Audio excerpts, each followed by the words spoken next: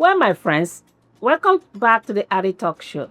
We are going to talk about why are Nigerian schools still under attack.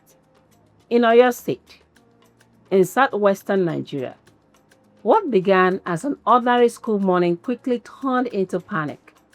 Reports say armed men were seen near a school community, and shortly after, gunfire caused chaos as students, teachers, and residents ran for safety. In the confusion, some children managed to escape, but others were taken away. Parents have been left in shock, searching for answers that still have no clear response. This is not the first time something like this has happened. Let's look at the reality on the ground.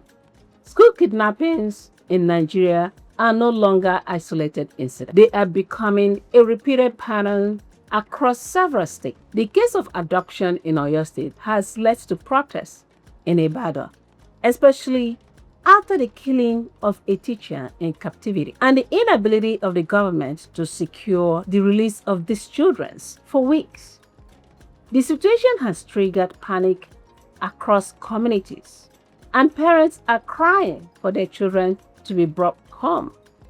But this is not new. In Kaduna State, there have been multiple school attacks in recent years, including the Karuga incident, where over 200 students were abducted in a single raid. Over in Niger State, more than 300 students taken during a mass school kidnapping, forcing widespread closures. And in Zamfara State, repeated school kid adoptions have become part of the disturbing cycle of insecurity affecting education in rural areas. Now, across all these cases, the pattern is the same.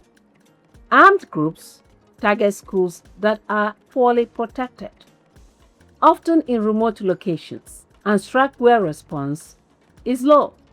And every time it happens, the reaction follows the same cycle: fear, shutdowns, and promises of action. However, the problem never seems to go away. Now let's look at why teachers are now striking. The situation has now escalated beyond fear. In Oyo State, teachers' unions have gone on strike, demanding stronger protection for schools and urgent government intervention following recent incidents. This is no longer just about working conditions.